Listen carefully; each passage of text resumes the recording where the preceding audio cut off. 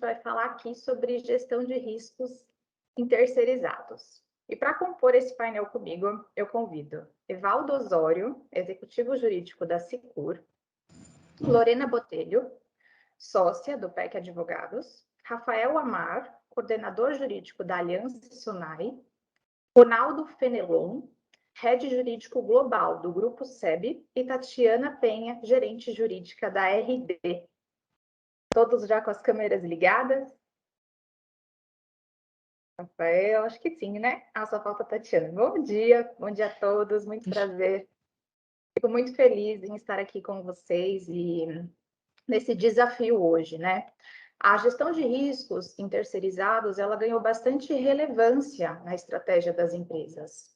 Isso se deu em razão de prejuízos históricos envolvendo a ausência de ações adequadas e preventivas para avaliação desse terceiro, que acarretaram em incidentes de segurança, violação de dados pessoais, que podem afetar a imagem e a reputação dos contratantes. Mas hoje, na nossa sociedade, é quase impossível atuarmos sem um parceiro.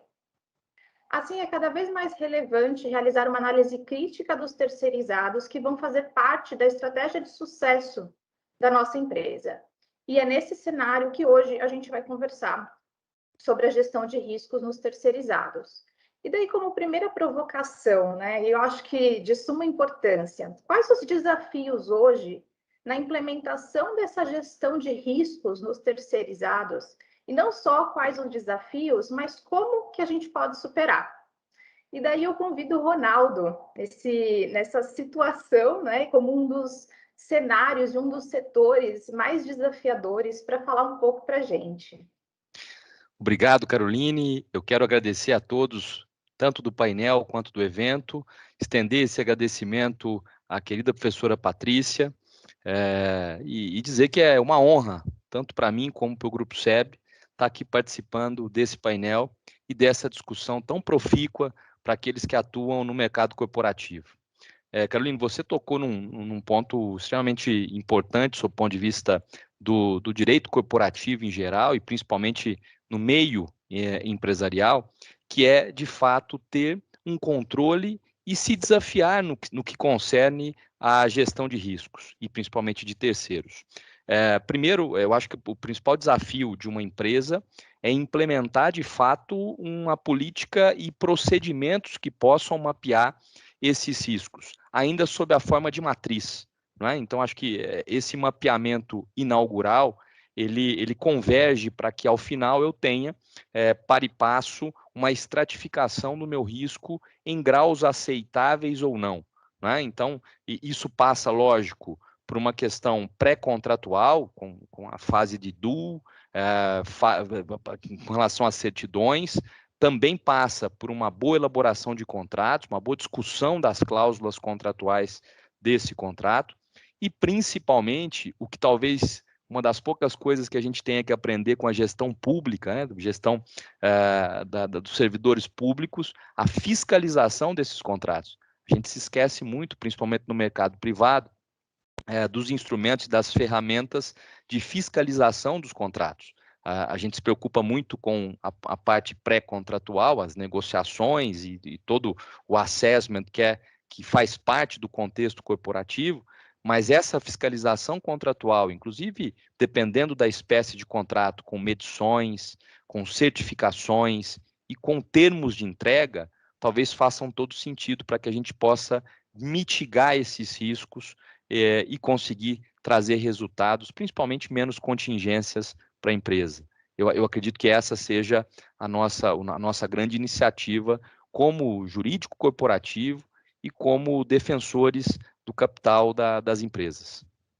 Muito boa a sua colocação, Ronaldo, da gente conseguir, no dia a dia, conciliar um bom procedimento, né, uma política, normas internas, ter realmente uma matriz de risco que auxilie na tomada de decisão entre aceitar aquele risco e mitigar aquele risco, contratos bem escritos, né, falando em LGPD, com posicionamento adequado de agentes, e principalmente com a fiscalização, né? Como que a gente controla se esse terceiro ele está atuando conforme a nossa previsão, conforme aquilo que foi combinado, formalizado entre as partes. Tatiana, como que você enxerga esse desafio hoje na RD, que também é um dos setores mais regulados do mercado e com dados tão sensíveis? É verdade. Primeiro, eu queria dar bom dia a todos, agradecer o convite, principalmente a Patrícia Peck, que é uma querida, uma amiga, ao Marcelo Crespo, a todos da Banca Henrique. Então, na verdade, assim, além do que o Ronaldo falou, acho que você olhar, né, entender quem são esses fornecedores, que tipo de dados vocês estão transacionando, né, o que vai de um lado para o outro, como é que você consegue minimizar esse risco de fato. Então, não só fazer essa auditoria, porque muitas vezes você vai ter um parceiro que ele de fato não está preparado. Então, dar treinamento, falar sobre as políticas e regulamentos de privacidade da companhia, o que ele deve seguir, entender se existe alguma outra forma de mitigar, por exemplo, contratando seguro cyber, como disse o painelista anterior. Acho que esses são os principais pontos, além de ter realmente um contrato que traga cláusulas claras e objetivas com relação à conduta desses parceiros com a companhia.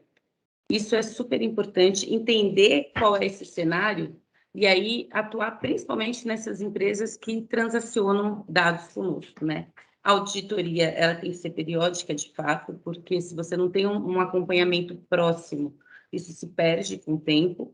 E aí, eu acho que, juntando forças, a gente consegue, sim, mitigar, minimizar muito esses riscos que todos estamos propensos a passar, né? Então, mesmo uma grande companhia, uma pequena companhia, está propensa aí a sofrer um ataque, está propensa a sofrer um incidente de vazamento de dados. Então, é realmente unir forças com os nossos parceiros para minimizar esses riscos. Ninguém está imune, né? Hoje, aos incidentes que acontecem cada dia, a gente vê um novo surgindo. Um ponto muito importante, Tatiana, que você comentou, é exatamente isso, com relação a critérios, né? Então, o que a gente pode pensar e considerar na escolha de como vai ser esse processo de due diligence do parceiro?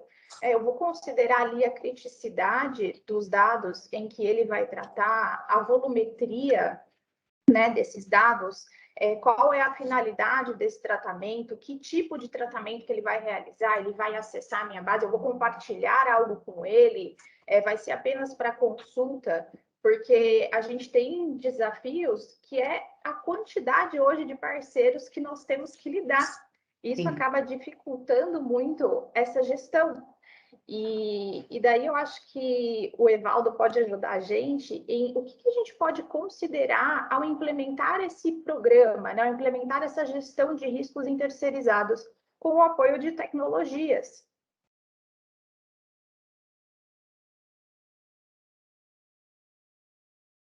Caroline, tudo bem? Obrigado pela oportunidade. Eu acho importante a gente proteger, como foi dito no painel anterior, toda a gama de riscos cibernéticos dessa cadeia de terceirizados, tá? A gestão de risco de terceirizados, ela acaba sendo fundamental para o sucesso da estratégia negocial.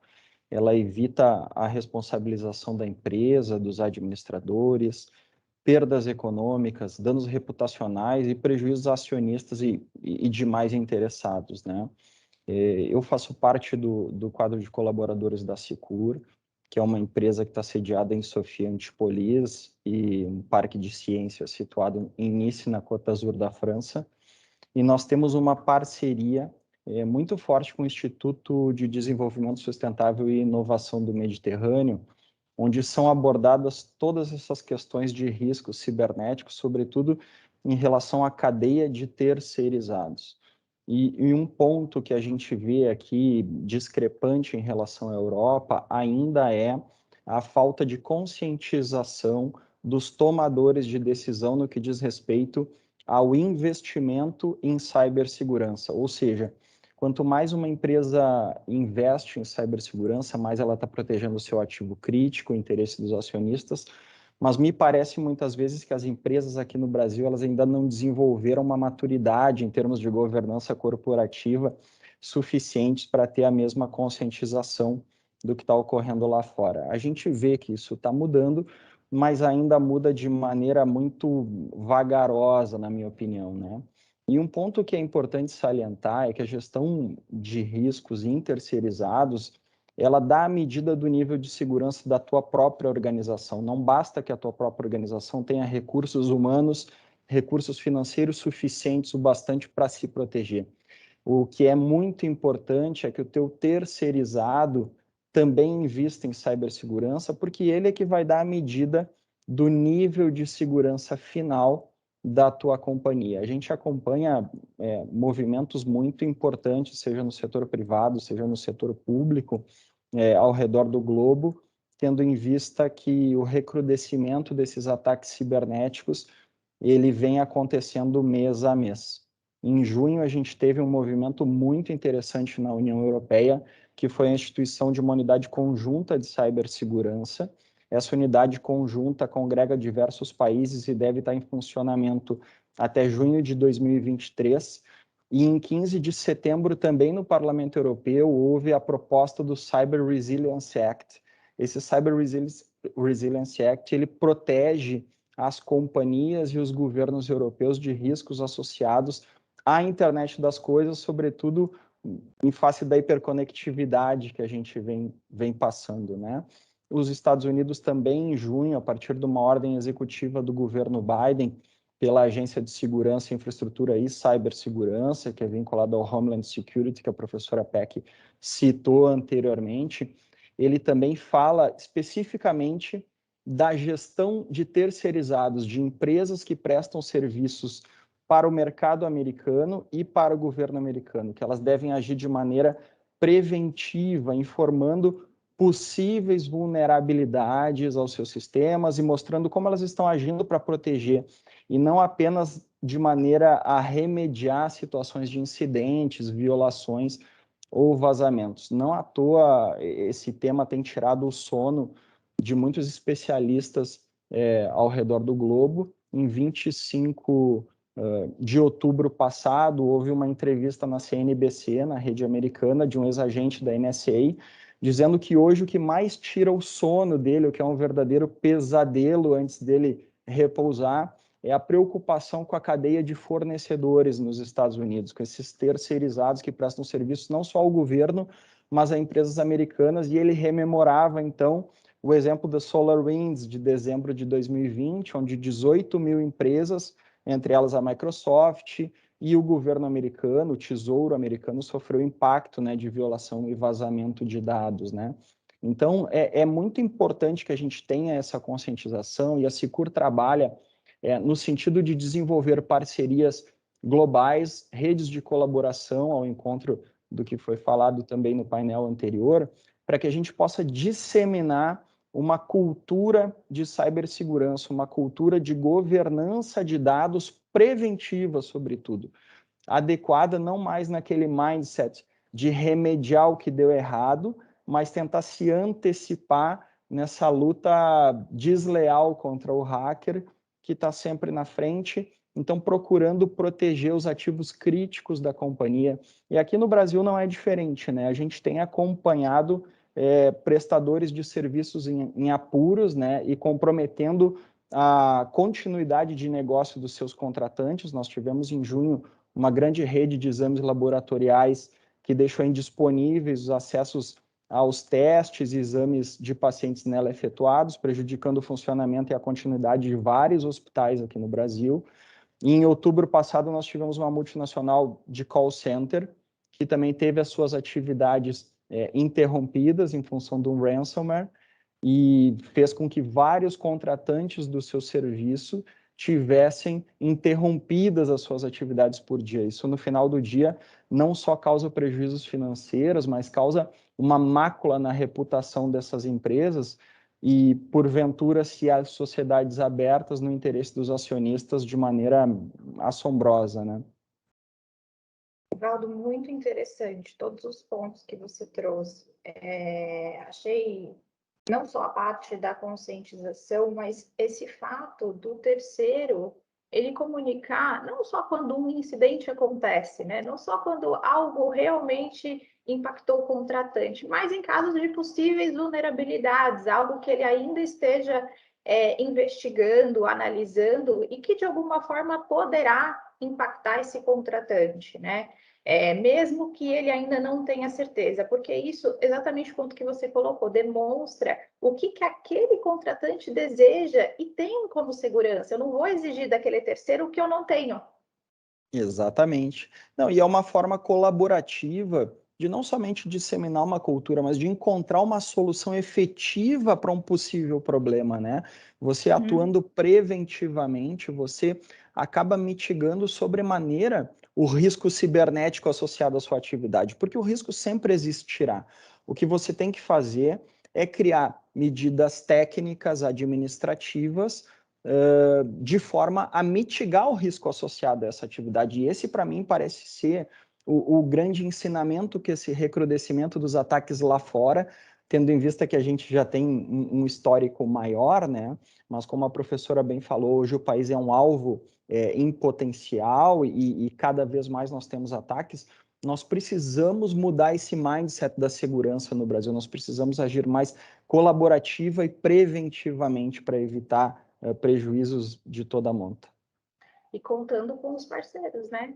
Sem Que é aquele quem a gente escolhe para estar com a gente no nosso crescimento e na nossa estratégia de negócio. E, Rafael, hoje na Aliança Sonai, quais os riscos que vocês veem da não implementação de uma gestão de riscos terceirizada adequada? Bom, primeiro, bom dia a todos. Queria agradecer o convite para participar de um evento tão rico como esse, né? Carol, fazendo uma analogia a um jargão popular, né? É o famoso quem contrata mal acaba pagando duas vezes. Já para o juridiquês é o culpa in legendo, né? A gestão de risco ela é um pilar fundamental no programa de amadurecimento da governança de privacidade, né? Elas estão muito ligadas entre si. E hoje, a terceirização ela é uma coisa muito comum do dia a dia das empresas, e tem um fato interessante, né? Porque se você for verificar, há pouco tempo atrás, a atividade terceirizada ela tinha uma certa limitação. Hoje você consegue terceirizar a atividade fim de uma empresa. Então, em algumas organizações, o tomador de serviço ele tem uma série de terceirizados ali, e esses terceirizados, praticamente, eles executam o objeto social daquela organização, né? Então, isso deixa muito claro a necessidade, a necessidade de você fazer uma gestão eficaz dos riscos da atuação desse terceirizado.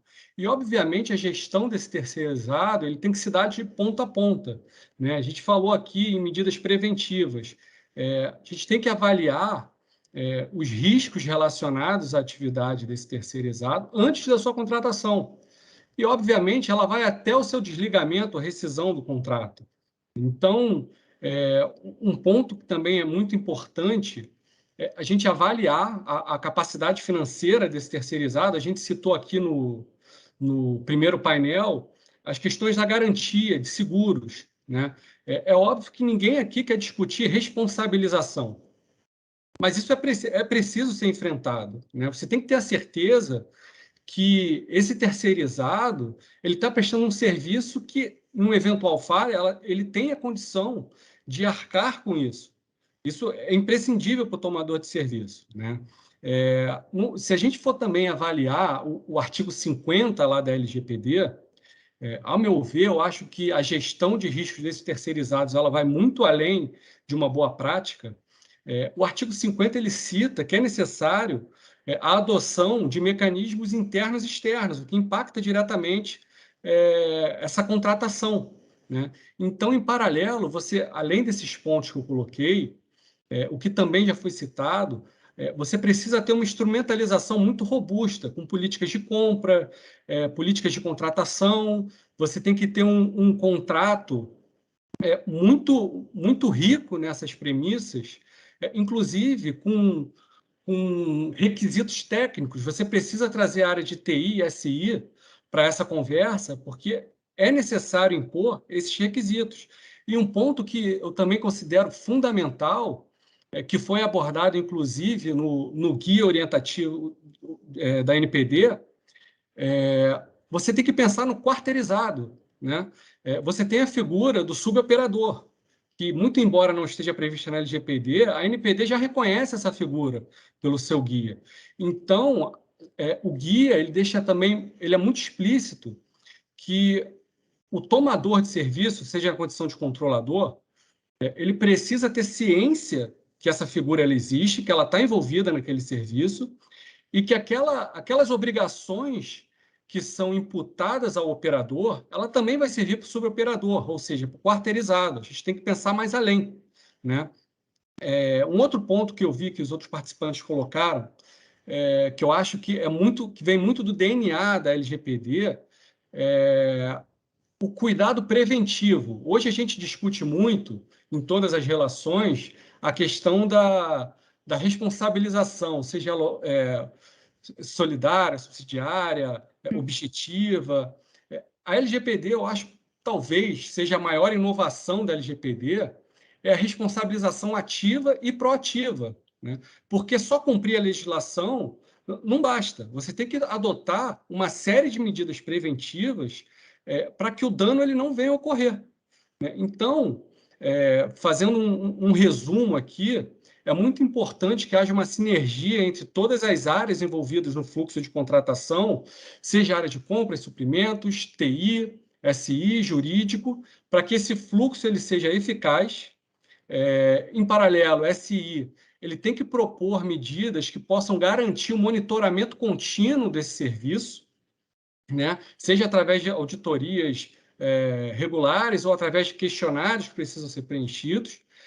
E um outro desafio muito importante é o nivelamento de informação de todos esses stakeholders. Isso é um fator fundamental para que a base da organização, do tomador de serviço, esteja muito alinhado, né? Então, só para fechar aqui minha fala, essa governança, o modelo de governança da organização, ela tem que ser muito justo, muito adequado, né? Particularmente, eu acho que nessa parte de contratação, o modelo de governança centralizada ele acaba facilitando a interação entre todos esses stakeholders, né? Mas isso é muito importante para a companhia ter uma governança eficaz, né? E que todos estejam falando a mesma língua, na mesma página.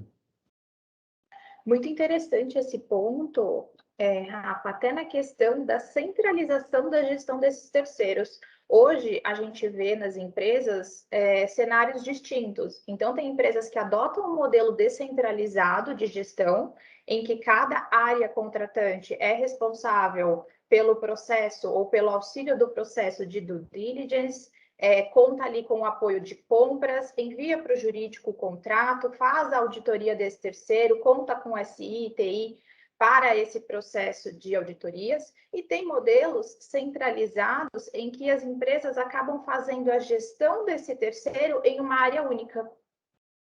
Exatamente. Que assim, hoje, a gente vê um número gigantesco de contratos. Exato. E daí você se perde na gestão desse contrato, né? Ele venceu, ele precisa ser renovado. Qual é o período em que eu vou auditar, em que eu vou fiscalizar esse meu terceiro? Eu tenho anotado, eu tenho lá um sistema que vai fazer essa gestão para mim, porque se isso não acontecer, a gente acaba se perdendo nessa gestão. E eu queria ouvir um pouquinho a Lorena, o que ela pensa dessa magnitude, né? Dessa quantidade de terceiros hoje que a gente tem que gerir e lidar, não só pensando, é claro, nas questões de segurança, de tecnologia, mas no contrato, na formalização dessa relação. Tá no mudo, Lô. A frase que a gente mais ouve hoje em dia, né? Tá no mudo. Exatamente. Bom dia a todos. Na verdade, realmente essa questão da governança aí dos contratos é uma questão muito importante, né? Mas, a meu ver, eu acho que a centralização, como até benchmark aí de nossos clientes, acho que é a mais factível aí para conseguir gerir tudo isso, até para vocês ter a mesma régua em todos os fornecedores, né? Porque acaba tendo uma área sendo mais flexível que a outra, até na própria due diligence sendo mais conveniente sobre isso. Mas a questão também de periodicidade disso, de você fiscalizar, até como o Ronaldo falou aí também, é uma questão assim que você tem que ver a quantidade de dados que também são transicionados, né? Então, qual é a importância também desse fornecedor e o risco disso. Então, por exemplo, digamos que um contrato de uma manutenção de ar-condicionado, você não precisa ter aquela periodicidade tão restrita quanto um contrato de armazenamento de dados, né, de cloud. Então, isso varia muito a questão nesse sentido de você fazer esse tipo de fiscalização, de periodicidade, de acompanhamento do fornecedor. Então, é mais uma questão de isso estar centralizado, vai facilitar esse mapeamento, eu acho, interno dentro da empresa. Se eu puder, Caroline, adicionar a fala da Lorena, alguns pontos assim rapidamente. Eu também concordo que a centralização hoje é o melhor caminho, tá? Mas alguns pontos que devem ser levados sempre em consideração, assim como mais importantes, na minha opinião, e o que eu tenho visto de melhores práticas, tá? O responsável pela gestão de riscos terceirizados, ele tem que ter voz ativa dentro da companhia. Seja num comitê de gestão de riscos e compliance ou auditoria, ele de fato ele precisa entender o negócio como um todo e não apenas olhar para a gestão de riscos associados à sua específica atividade. Ele tem que entender o interesse do acionista e dos demais stakeholders. Acho que um outro ponto muito importante é conhecer de fato o seu fornecedor, seu prestador de serviço. E aqui eu acho que a gente não está falando de formalidades, de due diligence, mas sim entender que nessa transformação digital que a gente vivencia quase que diariamente, onde grande parte dos prestadores de serviço são constituídos de provedores de software as a service, por exemplo, que podem mudar a qualquer momento, ter proximidade, conhecer o seu fornecedor faz a diferença. Um outro ponto que para mim é muito caro e é fundamental é elaborar uma matriz de risco adequada e, além disso, desdobrar apontando o processo crítico para cada fornecedor específico, né? Para que ele, de fato, saiba como agir, como atender essa mitigação que é desejada pela companhia. Um aspecto outro que, para mim, é fundamental é o visual, a utilização de dashboards, aplicações, para que faça com que não se enxergue o custo de segurança cibernética, mas sim um investimento na segurança cibernética, que isso seja uma vantagem competitiva para a companhia frente aos demais players do mercado. E para finalizar, trazer o principal fornecedor ou os principais para perto da organização. Não apenas para que ele adira formalmente à política de gestão de riscos e compliance da companhia, mas, sobretudo, para que ele a pratique, para que ele dissemine essa cultura internamente e o contratante não tenha surpresa, saiba que aquele prestador de serviço age em conformidade com o que ele deseja. Somente esses pontos eu queria acrescentar. Obrigado. Evaldo, você tocou num ponto que me lembrou a questão de terceiros, que apesar de estarmos neste momento, né, híbrido, algumas empresas ainda remota, outras já presencial, como que a gente lida, e daí eu quero ouvir um pouquinho a Tatiana e depois o Ronaldo, como que a gente lida com esses terceiros que estão dentro de casa, né, que acessam internamente ou até vai por outros meios, mas a nossa estrutura, o nosso ambiente e estão ali conosco, né? Como que a gente, e o porquê que você me lembrou disso, no aspecto da conscientização desse terceiro, porque para além de conscientizar aquela empresa que eu estou contratando, eu tenho que garantir que aquelas pessoas físicas, né, que vão atuar com a gente também estejam conscientizadas e entendam a cultura, né, de proteção de dados, de segurança da informação, como que aquela empresa funciona, qual que é o apetite ao risco daquela empresa, que é importante a gente conhecer, até para saber até que ponto a gente vai. Exato. Sim, eu acho que estar próximo desses terceiros, principalmente aqueles que estão dentro de casa, minimizar os acessos dele, então, para que ele tenha acesso, de fato, àquilo que é necessário à prestação de serviços. Evitar que ele tenha esses acessos, e aí hoje o nosso principal desafio é, né? Como é que você consegue evitar que um terceiro tenha acesso ao seu sistema interno de informações, já que ele está em home office?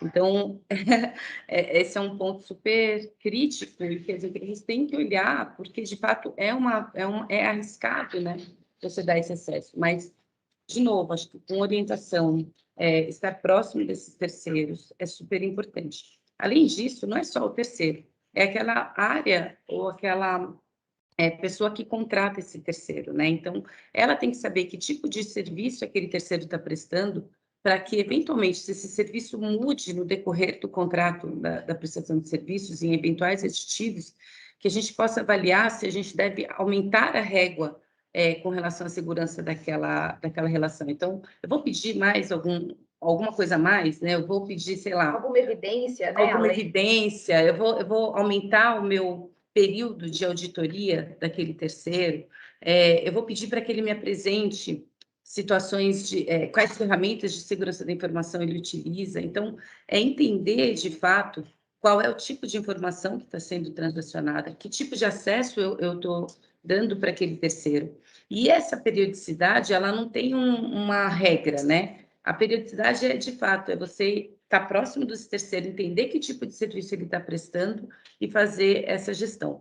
Claro, se você tem um contrato ali que foi aditado agora com a LGPD, e você trouxe algumas cláusulas, também entender o que o regulador está falando. O que a NPD está falando sobre essa gestão, né? Como é que é essa relação de empresa privada com esses terceirizados, esses quarteirizados?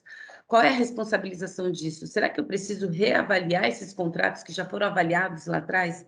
Então, toda vez que haja uma alteração na legislação, toda vez que haja uma alteração no serviço, eu entendo que a gente tenha que reanalisar todas essas relações e editar esses contratos. Então, acho que esse é o principal ponto. Até para garantir que o contrato formalizado ele esteja aderente àquilo que o prestador de serviço está realmente executando para a empresa, né? Exato. E assim, né? Não adianta você ter um contrato perfeito, com responsabilizações claras, né? Assim, ou próximo da perfeição, mas se aquele fornecedor não tem condição de atender aquilo. Então, isso vale com relação a questões financeiras, isso vale com relação a acessos, a uma série de situações. E aí, aquela história, se você quer ter aquele terceiro, então talvez você traga para si a responsabilidade de minimizar esses riscos. Então, é você quem vai providenciar para ele, eventualmente, uma gestão de segurança da informação. Talvez você consiga estar próximo dele para assegurar que as ações e atividades dele minimizem esse risco para você que está contratando.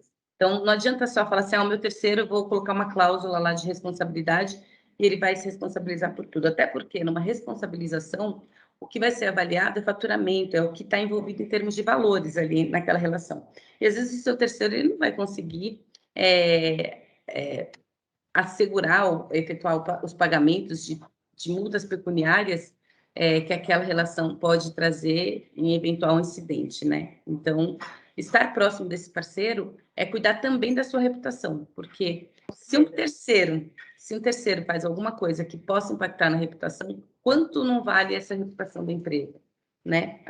Eu acho que esse é o principal ponto, é olhar para a reputação da sua empresa e, com isso, você ter a régua para entender que tipo de relação você quer ter com qual terceiro e o que você deve fazer para minimizar esses impactos.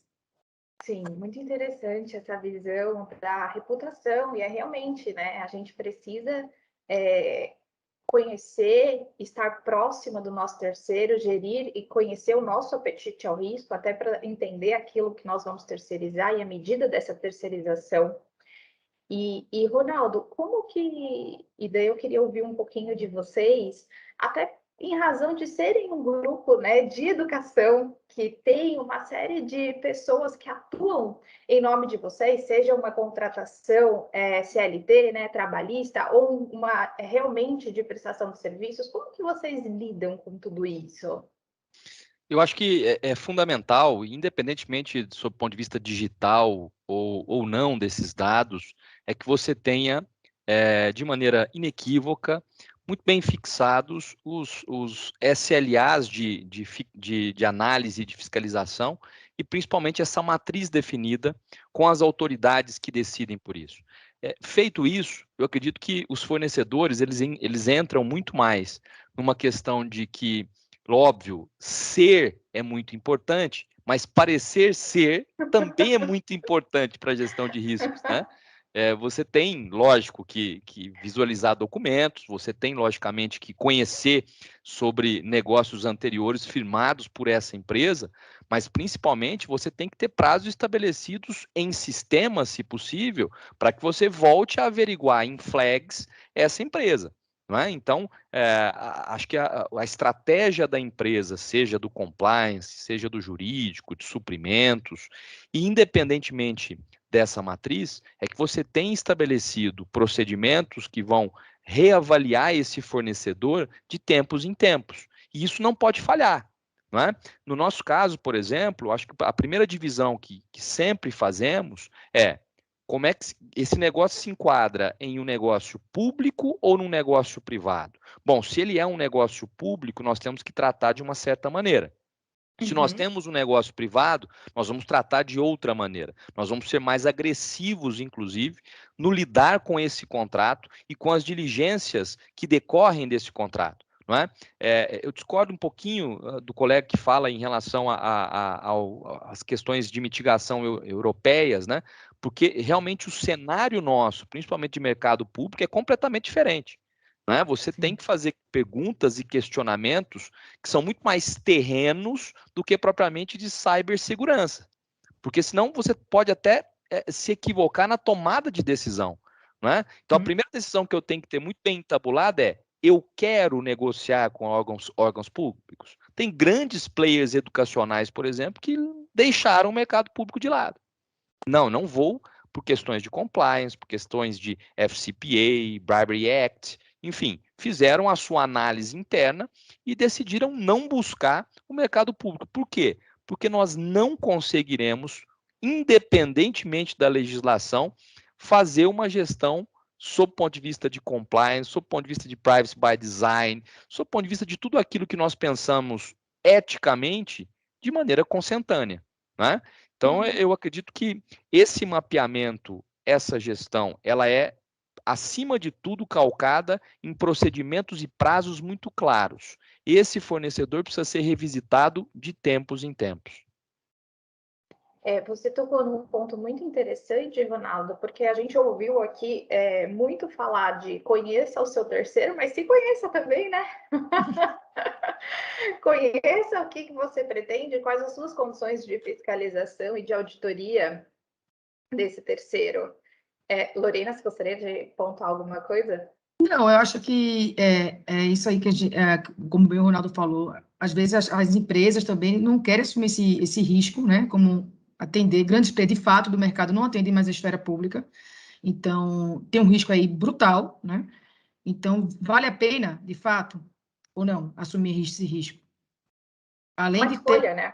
É uma escolha. Então, é muito do apetite para risco de cada empresa, de cada segmento. Então, isso tem que ser analisado caso a caso, né? Sim. Eu acredito que a gente ainda tenha um tempo para considerações finais. Então, coisas que vocês queiram e acham importante deixar aqui para os nossos convidados, e daí eu vou começar com o Rafael.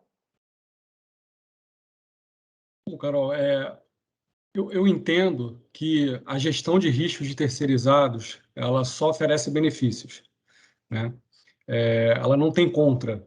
Então, eu costumo até dizer que os benefícios da gestão terceirizada é dividido em dois. Primeiro, o benefício direto, depois o indireto. O direto é a mitigação dos riscos que todos nós falamos aqui, né? Você precisa conhecer aquele terceirizado, você precisa conhecer a fragilidade daquele terceirizado. Todos nós aqui sabemos que o programa de adequação é algo muito custoso, né? A gente não pode descartar a possibilidade de contratação de um terceiro que não esteja 100% adequado à LGPD, né? Essa contratação, ela, em certas vezes, ela vai precisar ser viabilizada. Então, é importante que você tenha essa gestão justamente para que você possa fazer um plano de ação específico para aquele serviço, né? A LGPD traz ainda que você pode estabelecer regras de boas práticas diretamente com aquele terceirizado. Então, esses são os benefícios diretos. Já o indireto, eu acho que é o aculturamento do mercado, né? O Arthur pontuou bem aqui no início da fala dele. A gente precisa evoluir com a cultura da LGPD, é algo natural. Esse aculturamento ele não vai ocorrer da noite para o dia. Então, você fazendo a gestão desse terceiro, você passa para para esses terceirizados que isso é uma oportunidade para ele, né? Não é só um custo. Isso pode ser tratado para ele como um diferencial e talvez seja um pilar importante para a própria sobrevivência dele, né? E no desfecho disso tudo, quem ganha é o titular, que é o objetivo da lei, né? Você tem um impacto social muito positivo. E esse impacto social, ele é gerado justamente pela essa autorregulação do mercado, que também é natural. As empresas vão passar a exigir mais dos seus parceiros, né? Então, como você falou, é muito importante conhecer o seu parceiro e se conhecer, porque só assim você consegue impor medidas eficazes e execuíveis, né? Não adianta você pôr várias obrigações, impor uma série de requisitos e não conseguir cumprir dentro de casa, né? Então, eu acho que a gestão de terceiros ela é benéfica para todos. Muito legal sua fala, Rafael. E vai ao encontro de todo esse movimento, né? Eu acho que a preocupação das empresas hoje na contratação do terceiro é evidentemente maior. Isso se deve, sim, à publicação da LGPD, mas também a preocupação com a reputação, com aquilo que a empresa tem e quer pregar com relação à segurança da informação, à proteção dos dados pessoais que ela trata. Então, muito obrigada. Lorena, nas suas considerações finais, se você puder falar um pouquinho de SLA, eu acho que é bem interessante, tem perguntas nesse sentido aqui do grupo, e eu acho que conversa bastante com o nosso tema, né? Não só a periodicidade da auditoria desse terceiro, mas o que eu coloco com relação aos prazos de cumprimento desse contrato, ou das atividades inseridas nesse contrato. Acho que o Evaldo voltou também, tá, Carol? Ah, tá bom. Obrigada, Lu. Tá, então, esse SLA, de acordo com como a gente já mencionou, varia muito de caso a caso, né? Então, essa periodicidade de análise de cada fornecedor. Mas, assim, há casos, por exemplo, que a gente até recomenda aqui, como o próprio benchmark, de você fazer uma periodicidade de 6 em 6 meses, tá? A depender do risco do negócio. Já tem casos que realmente, só que tiver alguma mudança muito específica e etc., que você vai ter que revisar, por exemplo, quase todos os contratos. Mas, normalmente, isso é só casos muito específicos que tem grande troca de informações. Obrigada, Lorena. Tatiana?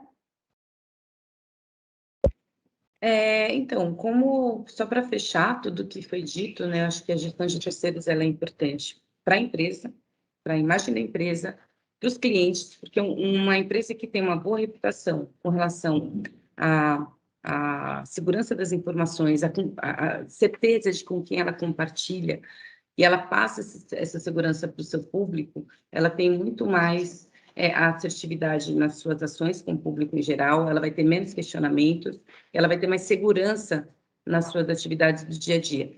E entender que o compartilhamento de dados, ele não é ruim. Ele é ruim quando ele é mal feito, né? Porque quando ele é bem feito, ele traz benefícios reais para as empresas, para os fornecedores e para os consumidores. Então, se a gente conseguir fazer uma gestão eficaz, e aí tem várias ferramentas que ajudam nisso, né? Tanto para novas contratações, quanto para as contratações existentes, a gente consegue minimizar muito esse risco, consegue trazer mais segurança para essas relações e manter todos esses fornecedores. Acho que esse é o principal ponto aí dessa gestão de terceiros. Obrigada, Tatiana. Rafael, suas palavras finais para os nossos convidados. Como eu disse, né, Carol, eu acho que é uma ação importante que precisa ser tratada com seriedade dentro das organizações. A gestão de terceiros ela só provê benefícios e é algo que não pode descuidar, tendo em vista que a terceirização hoje ela está cada vez mais ativa no dia a dia das grandes organizações. Obrigada, Ronaldo. Agradecer novamente a todos pelos ensinamentos e até pelas dicas para que a gente também possa implementar no nosso cotidiano. Ratificar exatamente o que o Rafael disse, é um instrumento talvez não de dispêndio, mas de fato de previsão, né? De previsão, de contingenciamento, de implementação de novas políticas e, quem sabe, de verificação de next steps, né? Porque pode ser que exatamente essas condutas que foram processadas pelos vários comitês ou pelas várias áreas podem fazer com que as próximas práticas diminuam o risco, não é? Obrigada, Ronaldo. E Evaldo, obrigada pelo retorno. Deu tudo certo. Obrigado, tio. Isso, tudo certo. Eu acho que o que fica para mim é que a gestão de riscos terceirizados, ela tem que agregar valor ao negócio, tá? Você tendo uma gestão de riscos de terceirizados adequada, você se diferencia dos demais concorrentes, você tem uma vantagem competitiva no mercado, você protege o interesse não só dos ativos críticos da companhia, dos seus clientes, mas sobretudo do acionista. Eu acho que esse é o grande ponto e é o enfoque que as empresas têm que ter. Investir na gestão de terceirizados, na segurança cibernética, ela de fato é um investimento e ela não pode ser encarada como uma rubrica simples de custo no budget orçamentário da companhia. Muito bom, eu fico muito feliz e agradecida com as contribuições e as palavras de todos vocês. Estamos todos em linha, né, e em busca dessa melhoria e dessa gestão em terceirizados que seja, que converse com o negócio da empresa e que conheça os riscos e que aproxime esse fornecedor.